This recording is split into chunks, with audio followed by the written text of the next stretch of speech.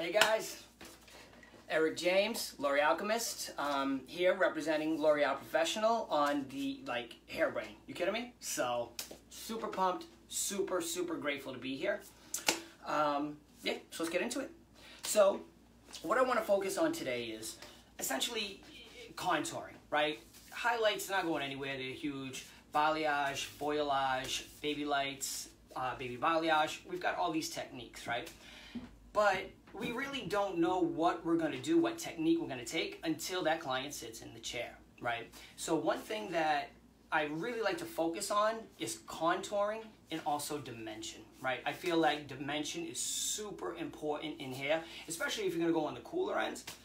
And you also want to make sure that you're contouring out, right? So real quick, and we'll reference this a few times throughout, what you want to remember is it's very simple. The rules of contouring: light will expand and dark will diminish. So that should dictate where you're using your negative and positive space as you go throughout the head. So what we're going to focus on today is I'm going to work on this front quadrant. I've already split the two, just a typical even quadrant, and I just laid down my root. That's all I did so far. I haven't stretched it yet. So what I'm going to be doing is melting this root in, but then we're going to pick it apart, right? Section by section using an X marks the spot, right? So, and then we're going to look at that contouring and how it really ties in to the hair and what we're doing. So, cool. If you guys are ready, just give me some love in the chat box, thumbs up, and we'll get to work.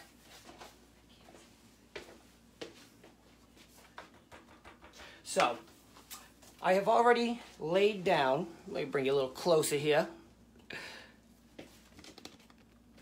So, I've already laid down a root, right? Just typical retouch, boom, boom, in and out, that's all. Now I want to stretch it, but the reason I waited to do that is I kind of wanted to share with you guys a couple of ways that I do it, right? So, think of this as like landscaping, because that's what we're doing. We're looking at the landscape. What's already there? What do we want there? What will embellish? What will take away? And that's how we're going to choose our placement on everything, right? So first thing we're going to do is we're going to melt this down, right? Because we always want that nice, that deep root coming down. And that is going to be almost the catalyst or the jump off point for all of our dimension, right? So let's get into that. And what I'm using for the root on this particular model is I'm using Glow by Majorelle. L.11. What I want to do is I'm just going to counter that. L11 is not super depositing, so it's just going to maybe soften all of this, right? So the first way I go in a melt is I'm going to come in and I'm going to come on this angle here. I bring that here straight up, but what I do is I leave it against the plane of the head, right? So I'm working with the roll of the head. I'm not down here, I'm not up here, right? So I'm right here. And when I'm on that plane of the head, what I can do, right, and hopefully you guys have a good view, take my brush and I sweep. And by the time I dry brush, I'm creating legs down that path. But I'm also not going to end up with frosted tips either, you know what I mean? So, want to go, use that roll of the head, and that is what's going to dictate pretty much how I'm going to be. Actually, it's not going to dictate how, but it's going to dictate the length at which I do stretch. Right? So again, coming in, using it flat, dry brushing as I go out, drop it. I'm also coming on an angle here because it's important to me if I'm trying to avoid any type of horizontal line that I just don't use one to begin with, right? So the word is always diagonal. And I'm going to come right down here.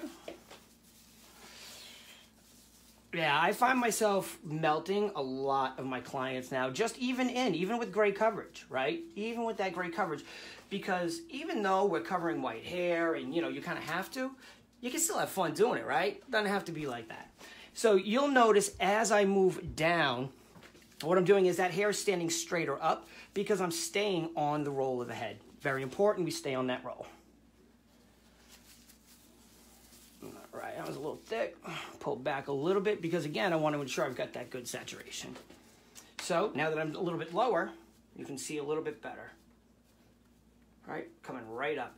So this is just going to prevent me from doing too much of something I don't want to do. Coming back in, grab you here. And notice too, I'm trying to keep the brush as clean as possible. I'm not loading that product because I don't want a glob to hit down here. And what else helps about this technique, and by riding on the roll and not pulling all the way down, is if this quadrant is finished and this isn't, now my level, let's say this is level 8, is now going to have a nice L11 right through the middle of it. So this kills two birds, one stone. Coming up, stretching that.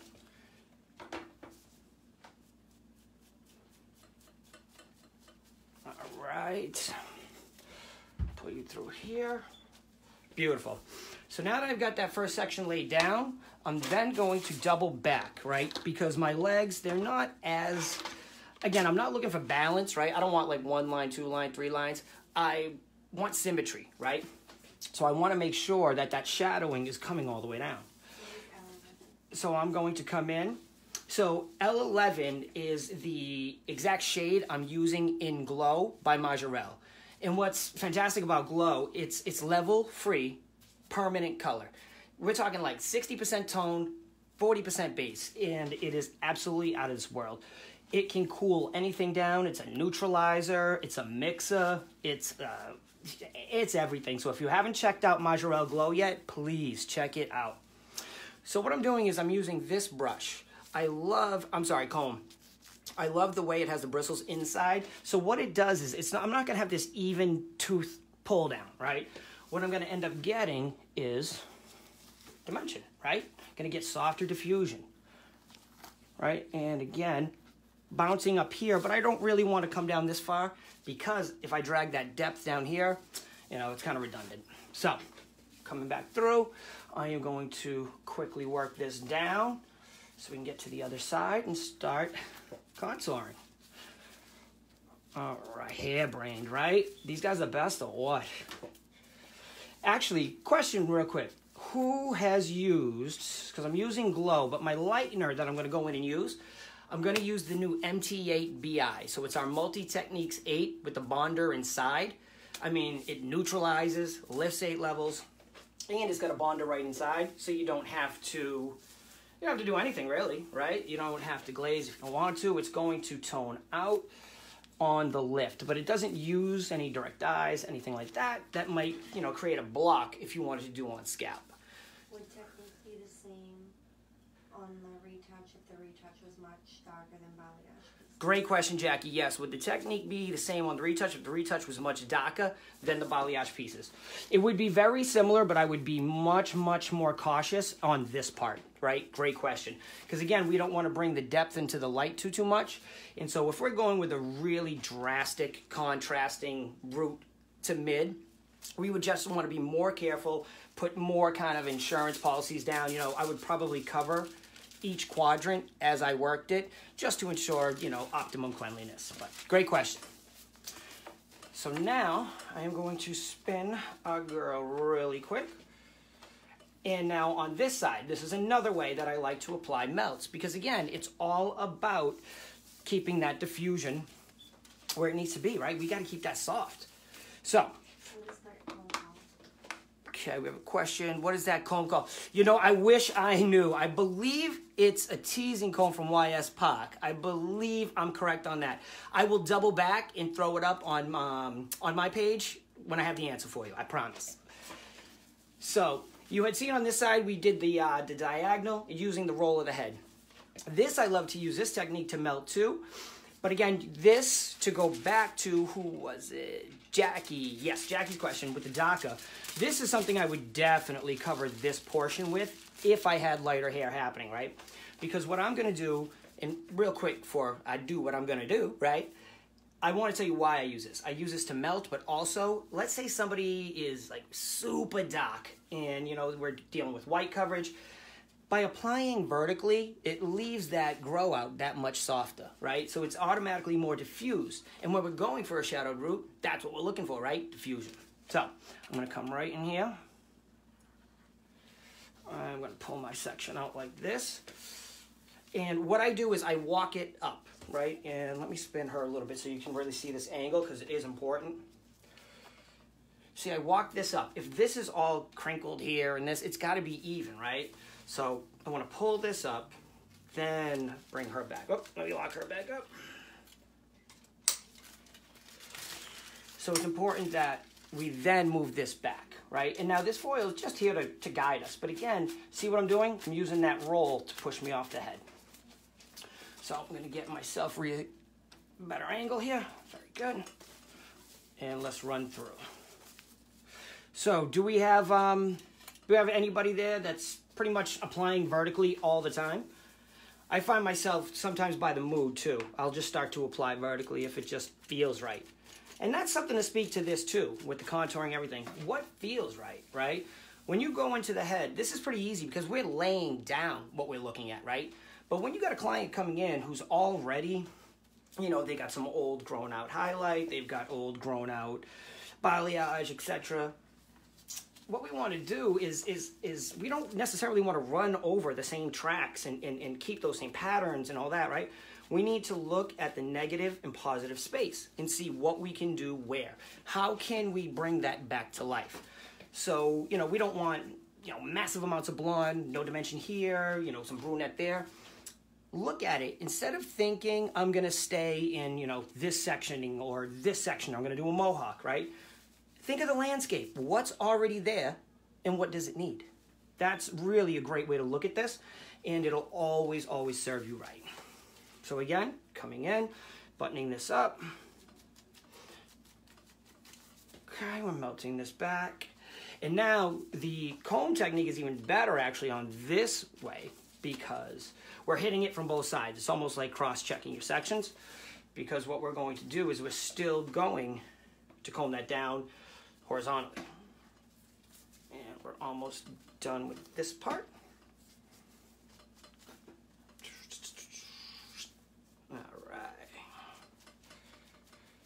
Okay. So now, bring you back like this. Remove you. Bring you in.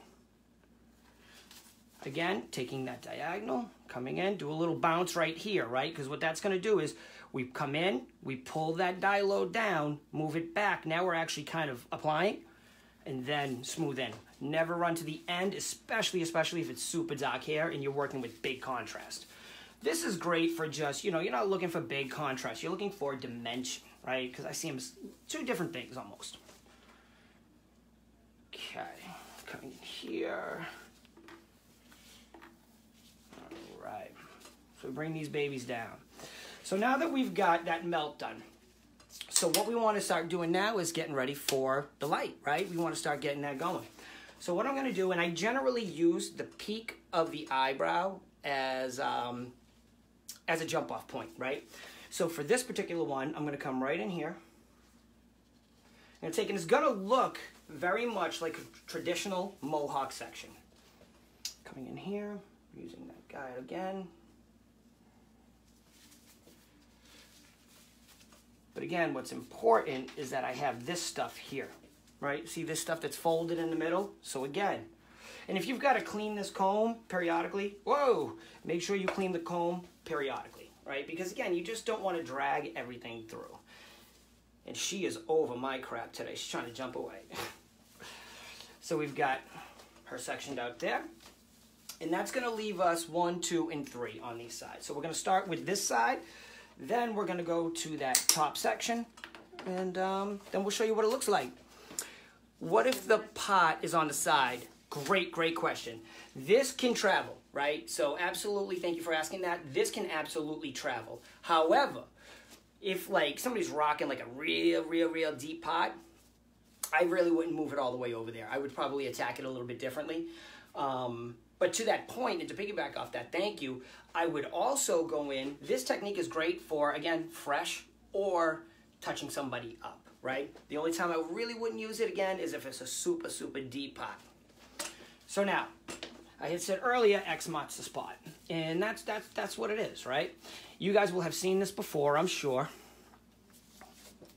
But what I want to do here, and this is how I kind of lay everything down. I come a little bit behind the ear on this. Because if you think, this section here is often ignored, but it's like super duper important, right? So let's say we leave this section out, we don't hit it, and your client pulls our hair forward a lot. That's going to be like the black hole that's just rolling in there, right? So we don't want to do that. What do you mean by I'm not sure. Oh, sorry, Stephanie. Part. My part is pot. See, P-A-R-T. Sorry about that. All right, there we go. Yes, Stephanie. So this piece of hair right here, again, this is the one that falls forward. I'm going to get a translator if I'm on here again. So this piece generally falls up. So I tend to stop like right about here. I go a little further back now to make sure I get a piece of that and slide it in there, right? So we've got, let's take this little additional section here. We've got this in. So what we're going to do now is create almost our diagram for our landscape, right? Point to point, point to point is the first way we're going to go, right? So we travel up like this. I am from Boston. Yes, yes, yes.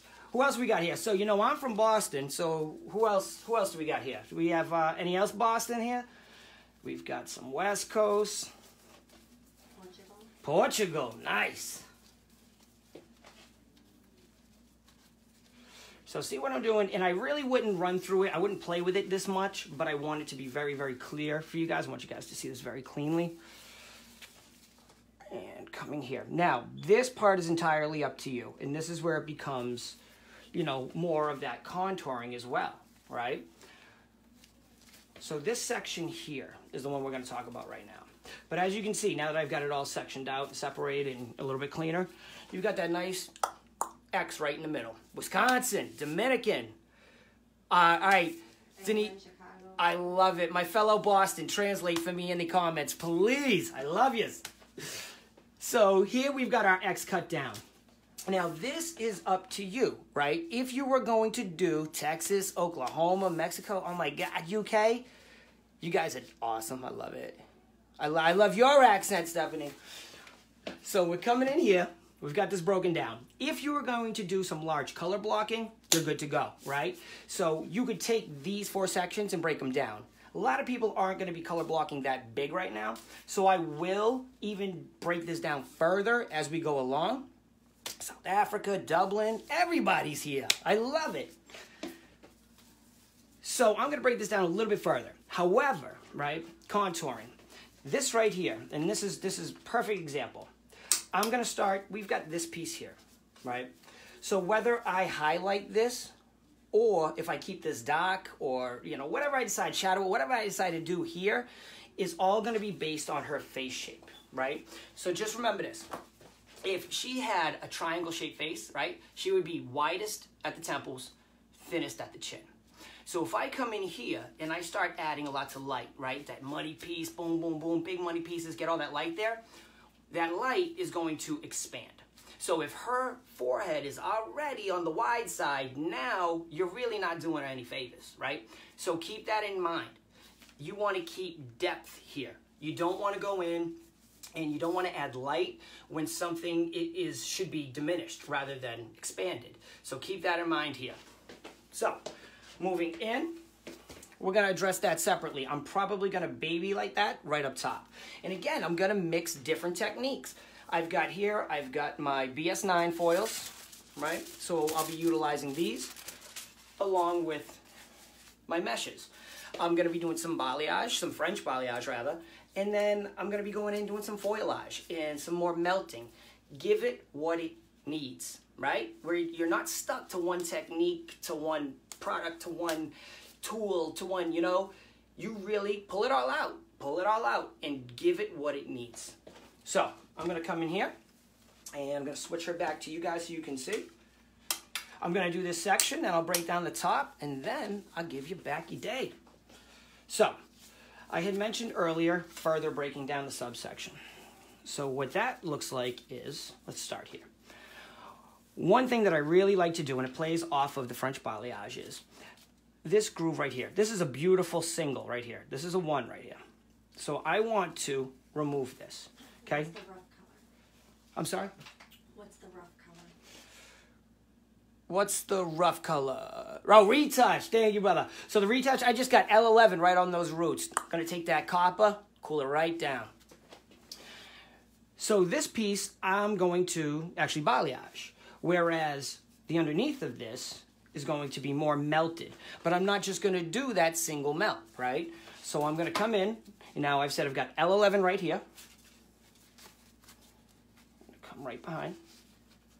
So now, underneath that, I've got L.18, right? So that's a blue base mocha in glow. Beautiful, beautiful, beautiful, beautiful. So I am going to move in with that next. And again, always keeping that brush vertical. And I'm not going to go right to the 1-1 because I don't want to grab that 1-1 into my 1-8. I'm going to come up to my 1-1 with my 1-8. I'm not going to bring my 1-1 to my 1-8. That makes sense, right? So I'm going to come in here.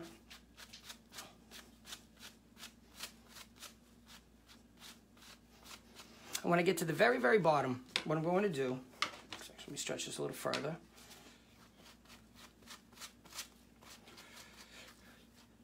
And just at the very, very, very end of this particular one, right? Yes, Athena, Elway is beautiful. I'm going to come in, and I'm just going to touch it up. A little bit of lightener at the very end. So what this is going to do for this client is where she's coming in fresh, right? She might be, you know, virgin, close to it. Just a couple maybe demis in there prior. What this is going to do is this is going to create a lived-in look, right? So she's going to come out already looking pretty natural. But going in, we know all the dimension we've added to it, right? So now that first piece I've got dropped down, and this is that accent piece that's going to sit on top. First thing I'm going to do is make sure this is nice and taut. I don't want any of this hair folded up top. I'm going to come in. Clean off my brush here a little bit.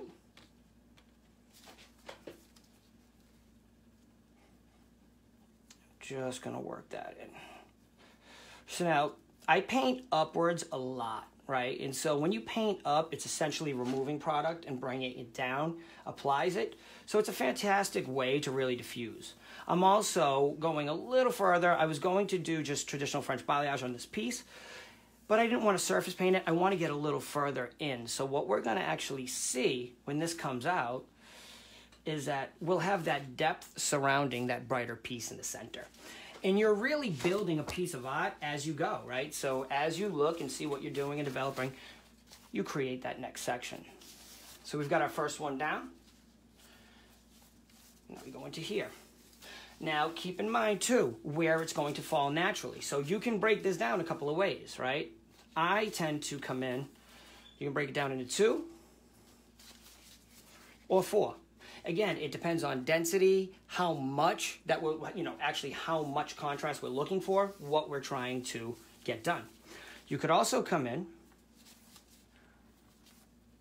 and kind of straighten it out as you get to the top for that drop. So again, this is also where those kind of cowlicks live. So do a quick test, right? Grab it, push it up, bunch it, see where it splits. If it's got a real heavy split, that's going to dictate where you should put everything, right? So, coming back in, let's grab this and here. Give her a little bit of love right here.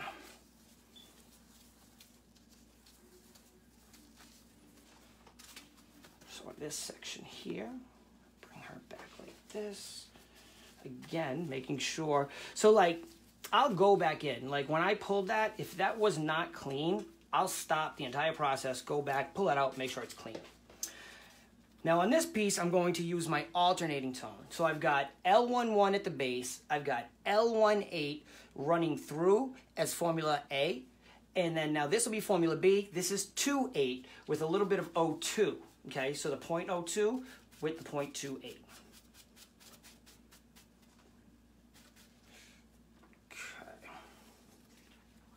And pulling this through here.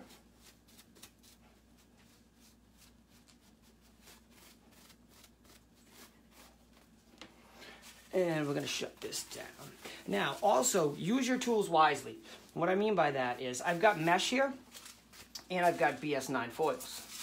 So they're both obviously catalysts, right? We can frame them both. However, this is going to get me a lot more lift than this is, right? One, it's metal, but two, it's aluminum, right? It's going to dictate, it's going to retain and distribute heat evenly. So if I want more of a pop, I want a little more brighter, I'm going to go with this.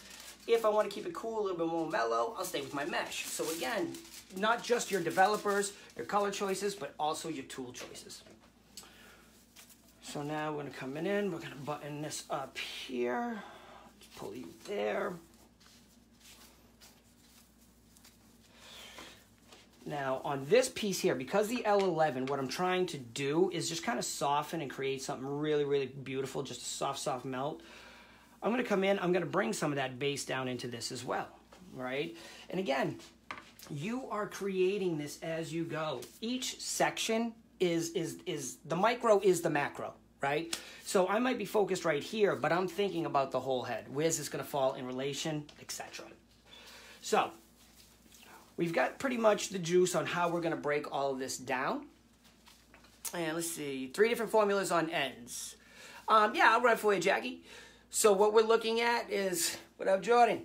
We're looking at L11 on the base, so L.11.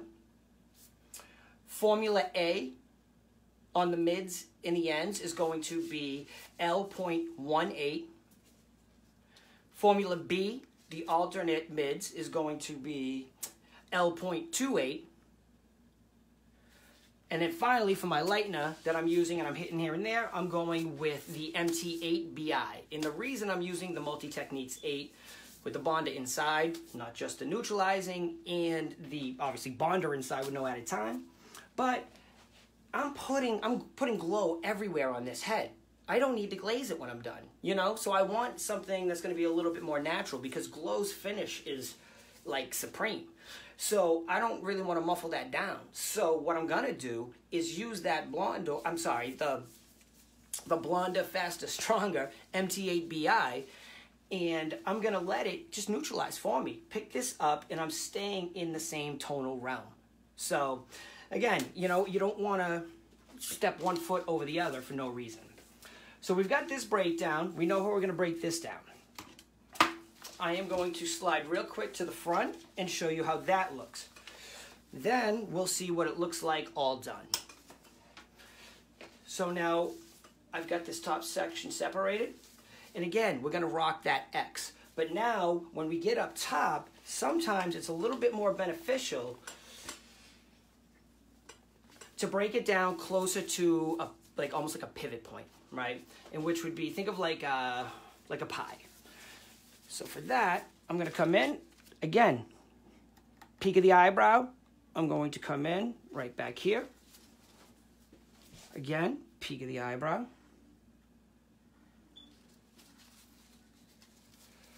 So we've got our sections broken down.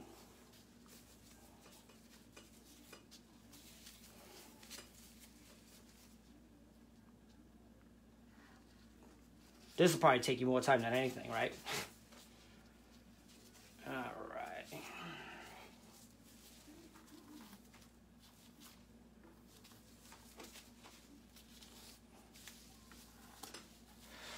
So now we've got this X broken down. However, you can go much further. What I mean by that is you can come in and take these pivot slices. And let me separate them for you right now.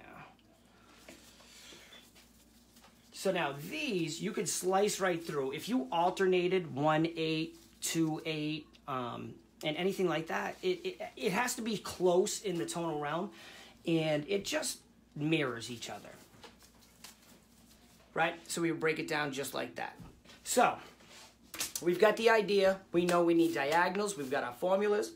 We also know that we're using X's on each section that can be further broken down. Right? So as long as it looks like a geometric pattern, you're good. So what I did was I did 2 of these. And I did one curly and I did one straight. Because, you know, it's always going to look a little bit different. So for the first one,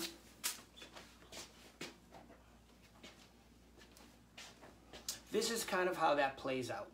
Right? You're baby lighting in, but you've got that dimension all throughout. I did not have to run through, put 1,000 highlights in this. It was all about mixing up and blending all of those different shades in a kind of in a friendly fashion, right? So I didn't want anything contradicting. Like sometimes, you know, when you see violet and gold right next to each other, it can be a little bit, I wanted to stay in that same realm where it's not really jarring. But then when you curl it out, you also get this look. So again, this is all glow. Now this is the exact formula I just told you about that I was working on her. That's kind of why I throw it to the side.